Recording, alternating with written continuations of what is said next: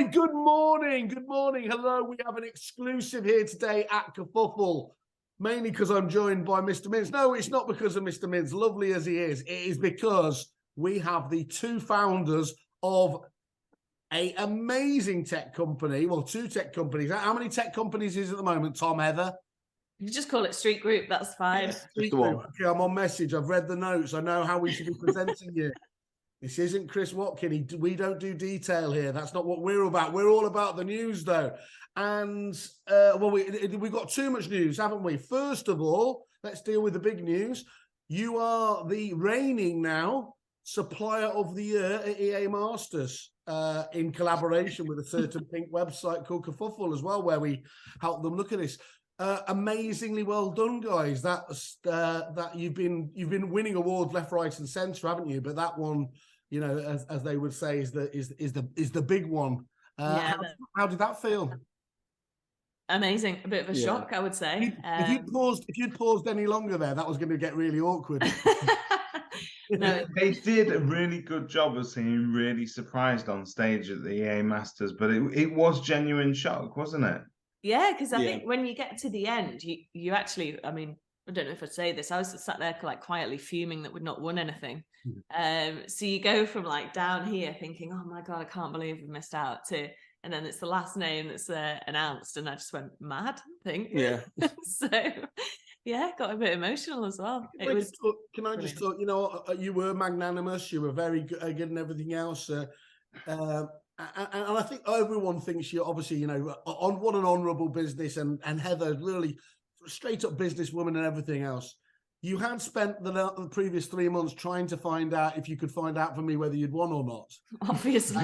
So you've been blackmailing me, feeding me full of amaretto and everything else. But the leaky whale was not for leaking. So it was. No, I've tried everything. It was actually it was genuinely nice to see you surprised, though, as well. And here's the thing, really. It shouldn't be much of a surprise, should it? I mean, Tom, coming in it from you're the man who, I was going to say, sits in the shadows. That makes you sound like a kind of Bond villain or something. Very sinister. But then Bond villain at Spectre is probably where we should be going with this. How good is it to see, obviously, you've obviously had a fantastic business with Spectre and everything else. You're layering on top, doing what most people would agree is the hardest thing in prop tech, creating a CRM package as well. How good is it for you and the team to finally get the plaudits as well and everything else to, well, winning everything in sight, really? Obviously good. I think EA Masters in particular, because it's voted for by agents. I know in the past we've had less success at panel-based awards. You're having to go at the judges, aren't you, there, Tom? What's that?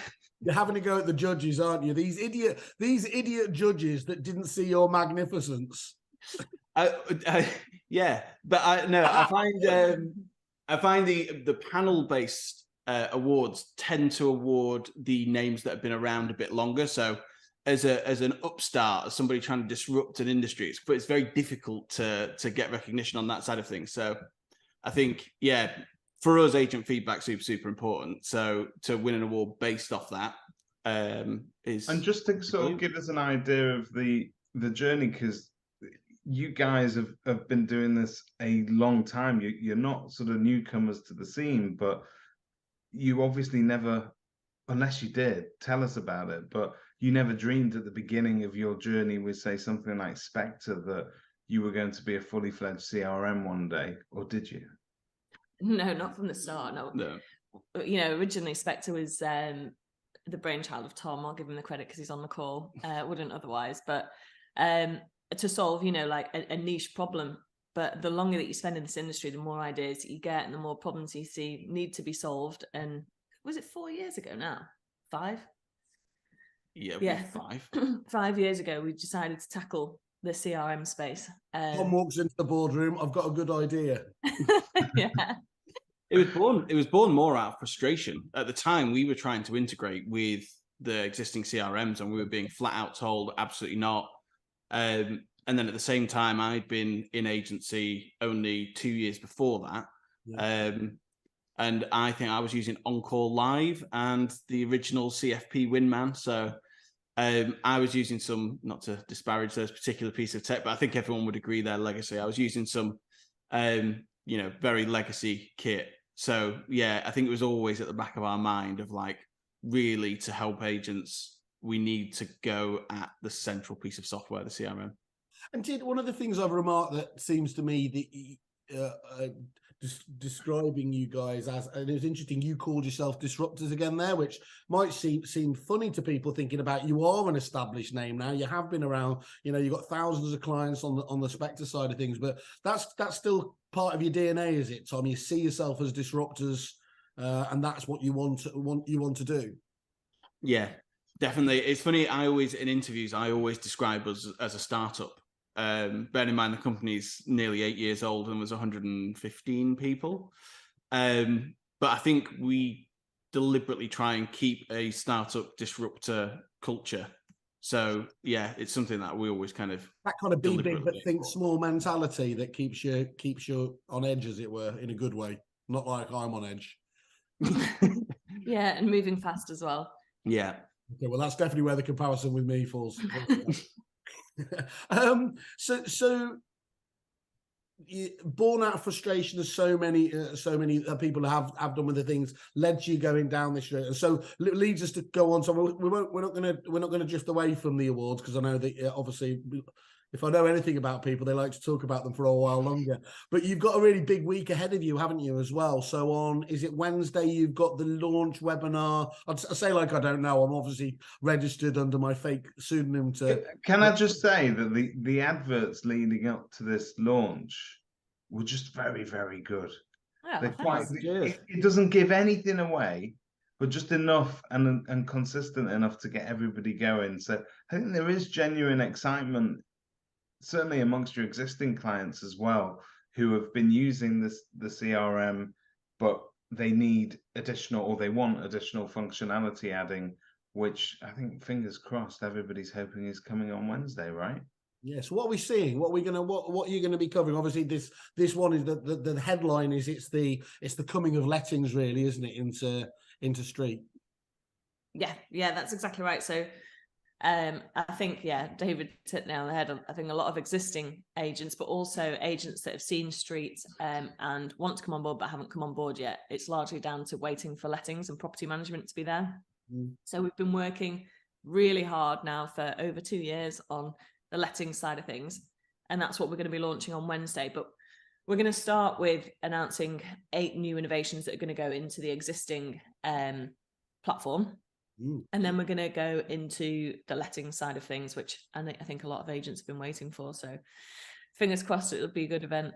You say must have been waiting for. I mean, when we do our CRM reviews here for agents who are, trying to find out, and there's always, it's ridiculous on Facebook. Somebody will always say, "What's the best CRM out there?" It's like asking what's the best car. It all depends on what you're actually looking for and what your needs are. But without doubt, one of the core USPs or factors when people are looking is, well, are you looking for a combined package with sales and lettings together, isn't there? From just off the top of my head, and it's always simple stats with me, but it's about 50% of the people we talk to are looking for that. So your sales team must be exceedingly excited at the thought that they haven't got to say not yet, we'll put you on the waiting list and everything else. The fact you're smiling like that tells me it probably wasn't quite as relaxed. I'm only smiling like this because I'm looking at a man that sold me Jet and promised me that accounts was coming. It was coming. It never arrived. You're cutting up there, actually, David. Let me just. I never did any sales. So I mean that must be just on the face of it. Although you're probably both a little bit sort of all, because it's not like demand's been your struggle, has it? Really, like with many CRMs, it's the ability to scale and deliver the software that is often one of the biggest challenges. Yeah, that's right. You're right there. About 50% will say super keen to come on board when you have, which, from a commercial perspective has been brilliant on one hand that you've got the demand, but also frustrating that you can't actually fulfill it. So hopefully, on Wednesday, the floodgates will open and we can actually start doing something about it. Because I think you're right. I'd probably say 60% of agents want everything all in one package, which I actually sympathise with. And I understand. It's hard enough bringing the departments together anyway, isn't it? Without having artificial data silos or whatever you want to call Chinese walls between the departments. Just there's no sense in that, is there? Yeah, and you want your 360-degree view of a client as well, and you want to surface opportunities across the business where possible. And now, obviously, with Street launching the property management side, they'll be able to do that. So it's a massive step forward. Very excited. So is that benefit for there's a benefit for the clients as well, isn't there? In as much as there's no duplication on their side of things in terms of their interaction with the agent, they don't have two separate logins. They're not going to have to. It's not as if you're dealing with two completely separated departments that just happen to sit under one roof.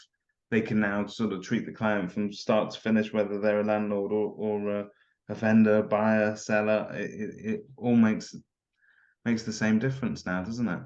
Exactly. Single source of truth. It opens doors in terms of finding opportunities, but also massively improves the client experience.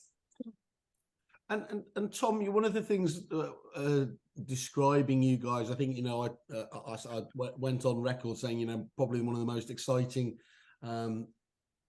prop tech releases in a decade when it first came to call. And one of the things that really that jumped out for me is that in the prop tech world, we quite often understandably see the clients as the estate agents and just the estate agents. So we're focused on just them getting what they need out of it, and obviously talking to them to get the testimonials.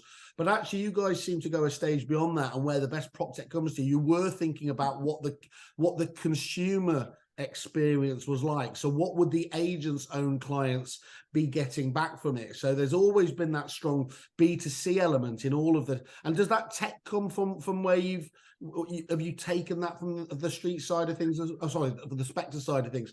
Where does that kind of ethos come from? Is it just being frustrated being sat on the other side as well? I think our opinion is that consumer experience will always win in the end. So, it's a benefit to our clients long term to give them software that will give a great customer experience to their clients. But estate agency is one of those weird industries where a lot of the time when you have this kind of dual tiered, you've got your B2B element, and then you've also developing for their clients. A lot of the time that will be at conflict. So you've got to, as a tech company, you've got to make a decision. Right, okay, there's a slight conflict here. Who do we prioritize? Do we prioritize our client or do we prioritize our client's client? Yeah. But in estate agency, the vast majority of instances, it's just a huge win-win on both sides. And I think it's because tech in estate agency is so far behind. If you take an example, like if you allow people to leave feedback themselves online, either by text message, WhatsApp, whatever, the clients love it, but it also saves a huge amount of time for agents. It's very rare that you actually have to prioritize one over the other. If you give clients the tools to self-serve in the right areas, they love it, and it saves the agent a load of time. This is it's almost a mind step change, isn't it? In terms of that, people used to think that self-service was the company washing their hands of delivering, well, actually, we're going to let the client do this and set it up or self-serve it. But it is ultimately, as long as you crack that, and you guys never struggle with the UI side of things, because I know you put a lot of time in, but if you can deliver that back to the client, self-serve is always the main is the main thing, isn't it? Because you've got the immediacy and you're not waiting around for things to happen. Yeah. Yeah, and the trick is knowing the industry as well. Like there's certain parts where you could allow a vendor, say, to self-serve. You could, the technology is relatively simple to allow them to make price reductions or accept an offer online. But, Street doesn't do that. That's where agents add a huge amount of value. So it's knowing the tech and knowing the UX, but it's also knowing the industry of like where to allow self-serve. So if they want to go and check what feedback they've received over the past 2 weeks, that they should just be able to do on an app instantly, accepting offers, they should be ringing the agent. So it's just knowing where and how to do it, really. We actually had an interesting, well, it's not really a milestone, but I'll call it a milestone. A couple of weeks ago, we got an email in from a potential vendor or soon-to-be vendor saying, I've used Street before as an applicant and I want to choose an agent that's on the street. Can you recommend an agent in my area? Oh, wow. Unfortunately, we had no street agents. Yeah, we didn't. So That's a hell of a sales call for you. So we're now recruiting in which postcode? Yeah, I've got a lead for you if you just buy our street software. I'd have been salivating at that. That's interesting, isn't it? Where it almost, not that you push that side of things per se as street being a consumer brand itself, it's still about pushing the agent. But that fact where people actually are understanding the sort of the increased customer service so that they're actually valuing it. That, as you said, it's a real milestone, that, isn't it? Yeah, no, we all got very excited about it in the office. Not that we could do anything with it, but we did get excited.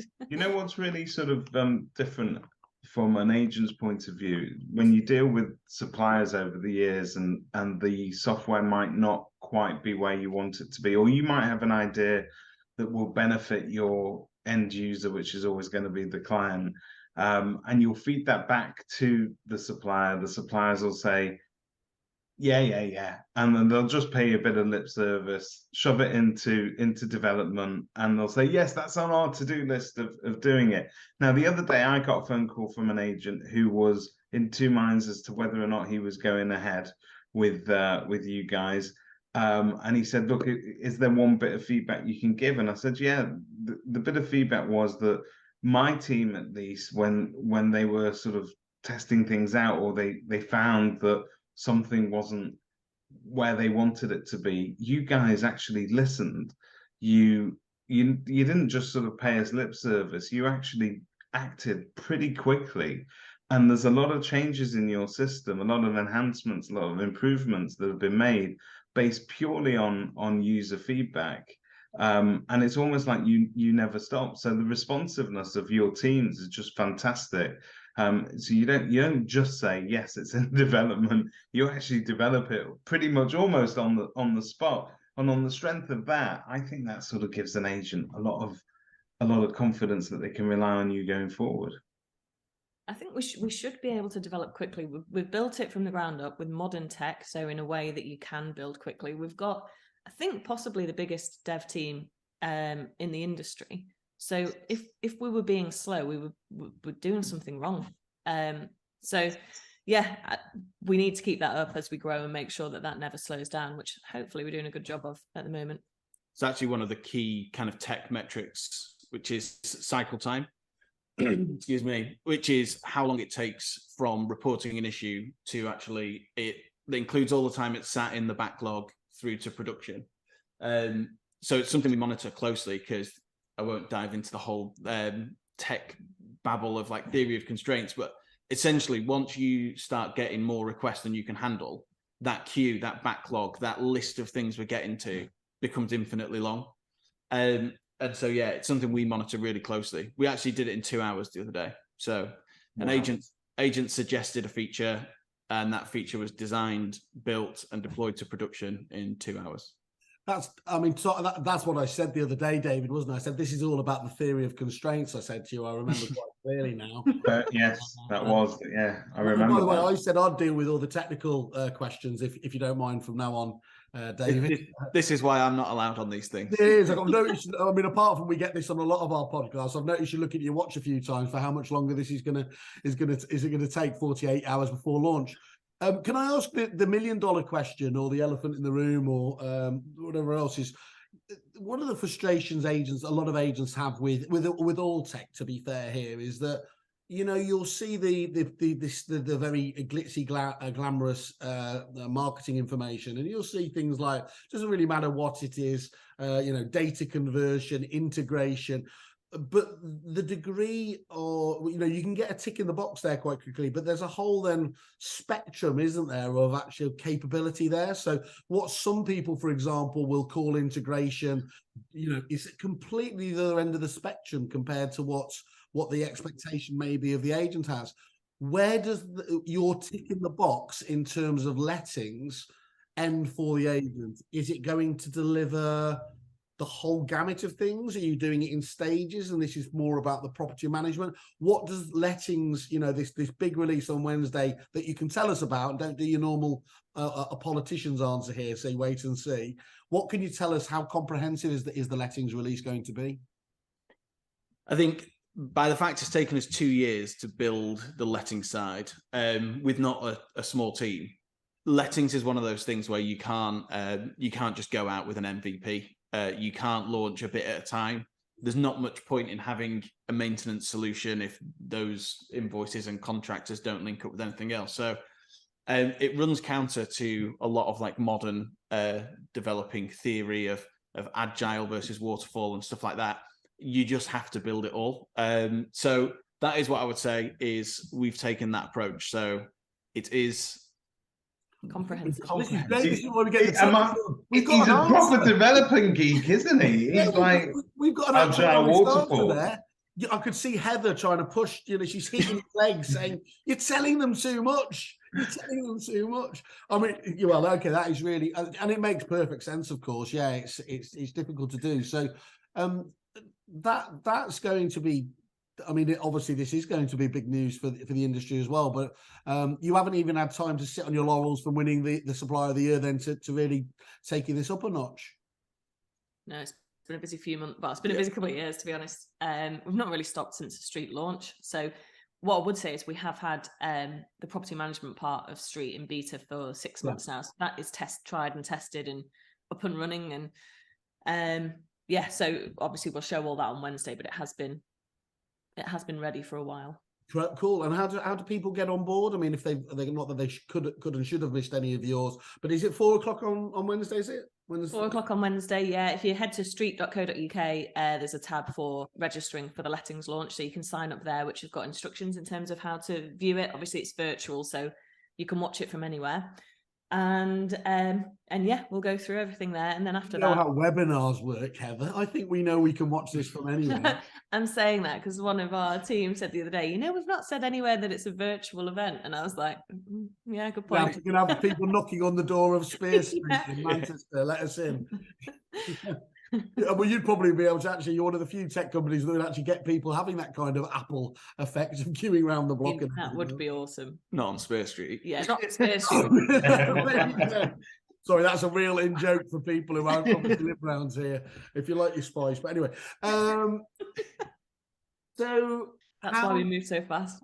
How do you move on from here? Is it just keeping because these are the big ones, aren't they? Getting these kind of structural things out of the way. What is it then? Just layering in more and more functionality, because of course you still, you mentioned here in 4 or 5 years with the iteration of the idea, but you're trying to catch up with packages in terms of functionality that, I mean, you mentioned the CFP there, Tom. Christ knows, what was that? That product's got to be getting on for 20 years plus old now and everything else, haven't you?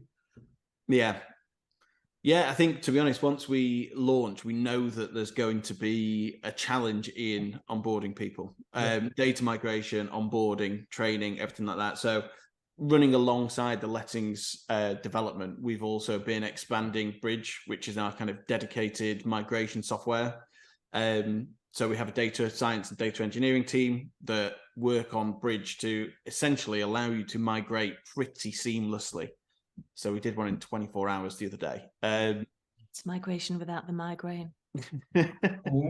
But because that's the anxiety, isn't it? In lettings and management, when you talk about moving CRM systems, it's okay on the sales side of things. You might have a few photos to move across and a few notes, but if you leave copious notes, as a lot of property managers do, there's years and years of history over there that they're not going to want to leave, and they're going to get extremely upset when you suggest that we're going to do something new because they've always done it that way. But then if you also say, look, we're also going to try and take all that data across to the new system, it has to be pretty damn good, doesn't it? I mean, there's a lot of data to come across. Is it, in terms of development, is it that much more than you experienced on the sales side of things? The migration is tough, I think, for a few reasons. One is a lot of the systems that people are moving from are legacy systems that were built 20, 30 years ago. And when I started, Tom. What's that? When I started.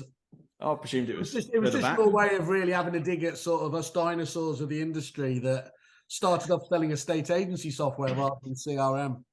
I think, to be fair, like if any kind of schema, any database that doesn't get constantly updated, which wasn't really possible 20 years ago, we've got the ability. I mean, we update our system 40 times a day. So like continuous integration, like it's fully automated.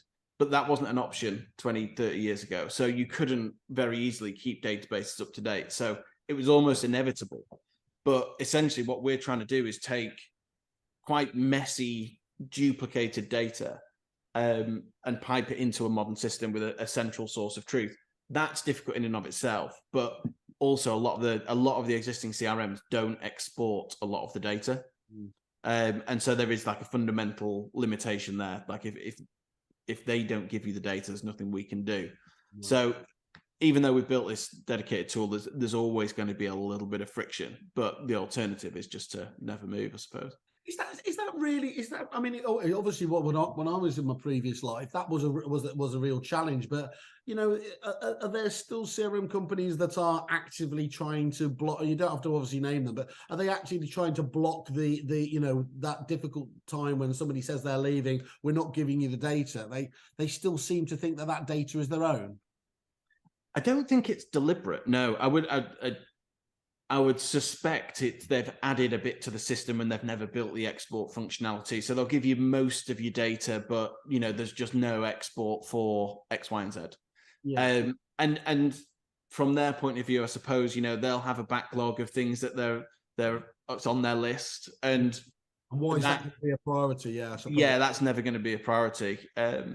So yeah, as I say, like unless people have got APIs, which at the moment they don't, then there's not much option but to rely on their export functionality. Just so I understand as well, because again, people have tried to explain this to me many times over the years. So what you're talking about there, when you're making so many different changes and everything else, it is because in the old days, wasn't it? Somebody would do a major upgrade every 6 months, 9 months, a year, or whatever else, if you were lucky there. And actually, agents wouldn't be looking forwards to it. They would go, "Oh God, it's an upgrade. What's going to break this time?" Is that? And I don't know if that's that whole agile thing you're talking about, the development kind of side of things. There is that because you're from a Luddite's point of view, if you're in there all the time doing it, there's less potential to kind of break things. Yeah, essentially. So. Difficult not to kind of talking to a simpleton, let's just say. There's a very strong correlation, like an inverse correlation between deployment stress and the success of a company long term. So the higher the stress when you need to push software, the lower the success of the business over time. So there's a big argument to say just try and reduce that stress to the point where it's nothing, so that every time you make any change in the code, it goes live. And you build automated tests around it, and it's all completely automated in what's called like a continuous integration, continuous deployment pipeline. David loved that.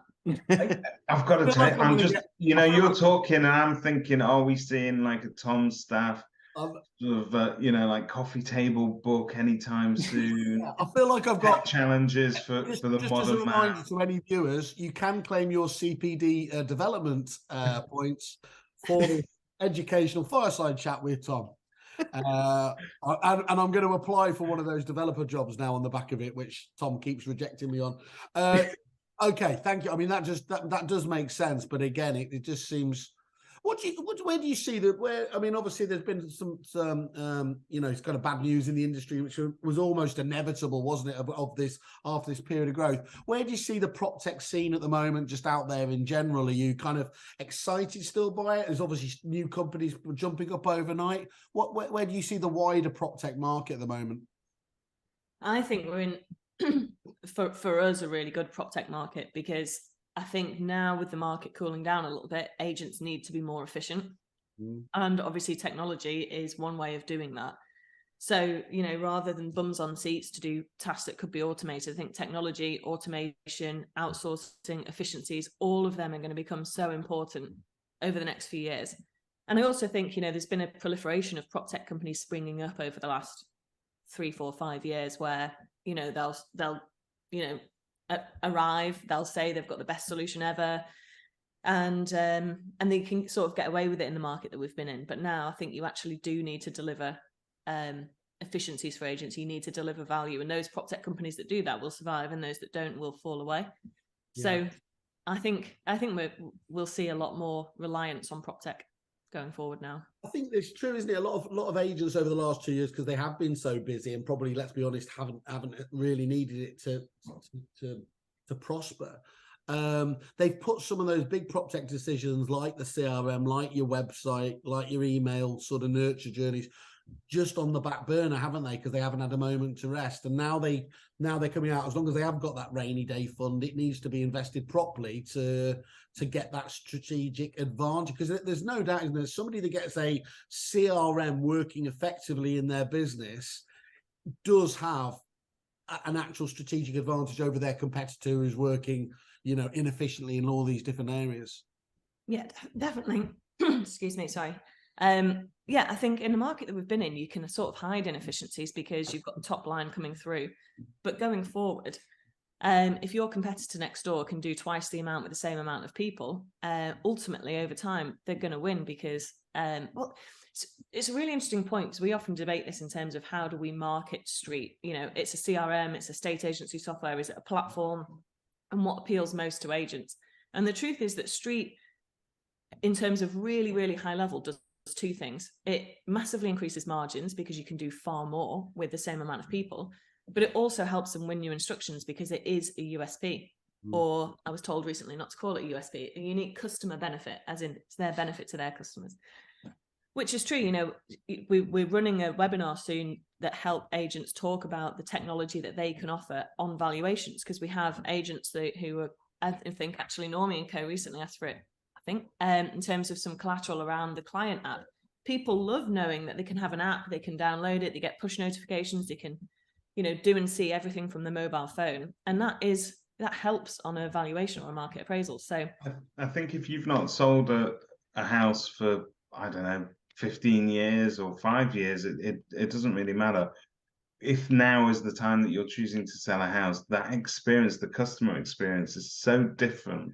Hopefully, in terms of the level of service that the agents are providing, but it's also now backed by the tech, because previously we had really nice tech that worked for us in the office that only we could see.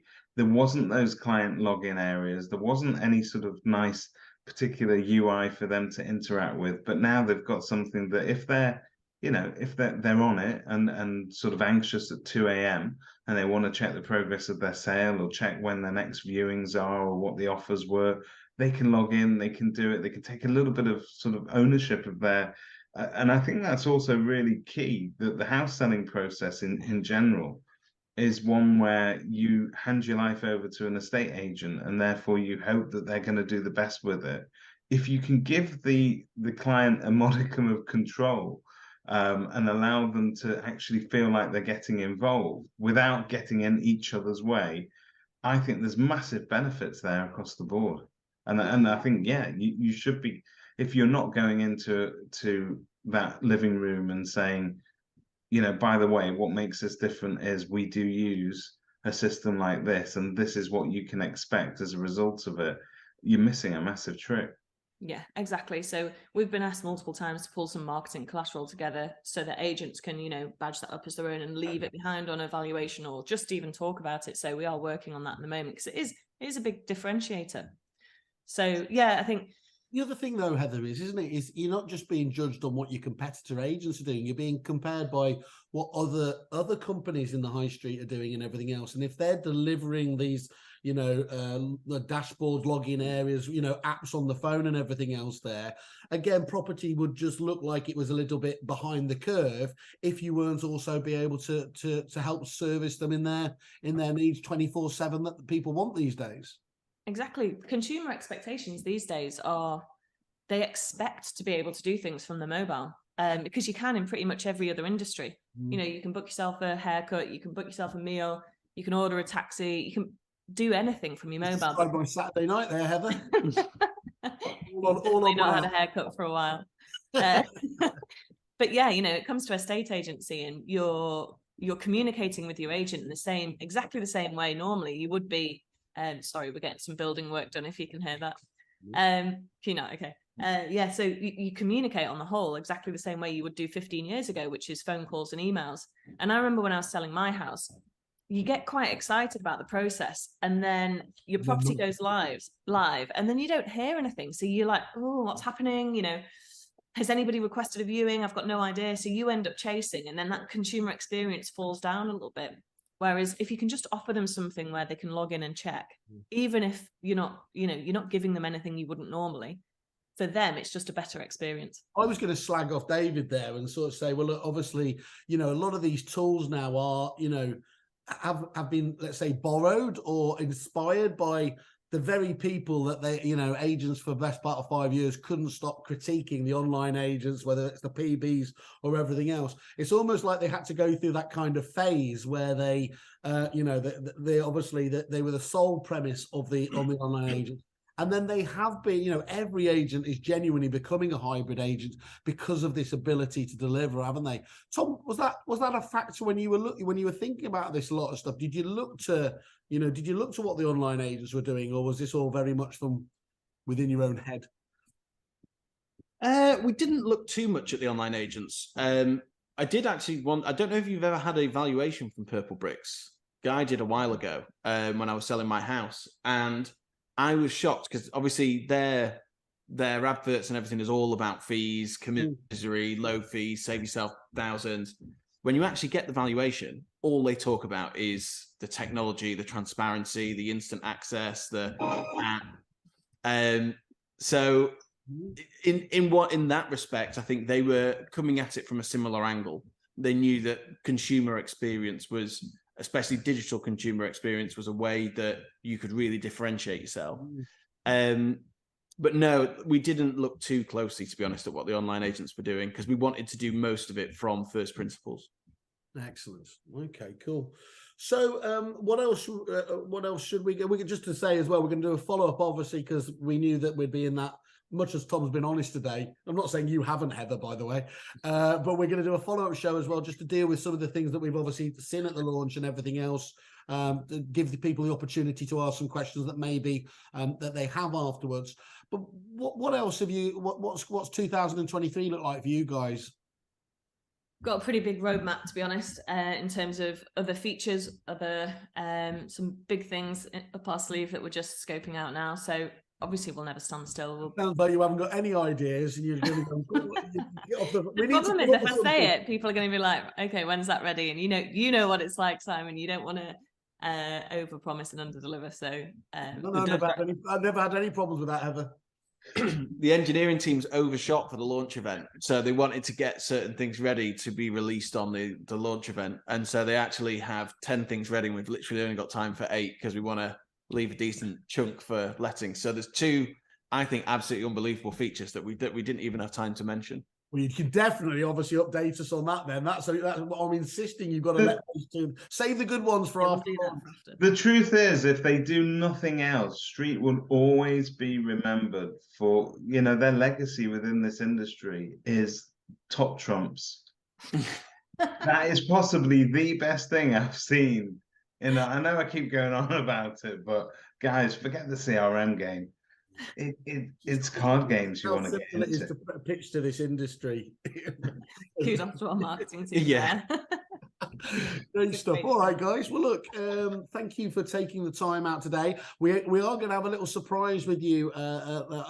We've got something to tell you, to announce to you as well on our follow-up show. So make sure you do tune in for that as well. We're going to do that one live, I think, as well, Heather, so you can take the tough questions. Wow. Okay, brilliant. Yeah. And I've just realised how clever that bridge thing is, because it bridge goes over a street, doesn't it? So I've been thinking about that. Yeah, we've tried to keep the street puns to a minimum, but we're building. You might be able to hear the building work. We're building. Is that just Stop Oil? Yeah, that's a good one. Who's Just Stop Oil? Is that the other CRMs, or are there's these shadowy? You know, forget it. I'm as usual. I'm going too far with the analogy, aren't I? On a Monday. I'm lost. Yeah, I'm a bit lost. But Just smile. How much of and that cafetiere? smile and nod your head. It will soon be over. Yeah, just stop oil. Thanks, Yeah. Alan. First of all, fantastic. I was lucky enough to see a lot of the votes that were coming in for you. The comments were, I think, the most, was the most telling for me, is they really believe that, and this comes, I think, again from your background, doesn't it? This isn't people sat in an ivory tower. It's people that understand that the challenges of agents are wanting to make it. I think it was very telling, Tom, what you said earlier, is that you understand the value that good agents do deliver, and people have a choice, don't they, as tech companies? They come in and they say that actually we're going to want to work with you, we understand the value you do, or you guys are all stupid and tech's going to replace you. So it is, of course, refreshing that you choose the right option. Yeah, well, the first tester for all our new stuff is our dad, and their agency is very good with feedback, shall we say. And if we get something wrong, he'll tell us. So yeah, most of the time we're building stuff and we're testing it initially with our own family. So it would make Christmas dinner just so much more interesting, as if you just took him to the cleaners. But anyway.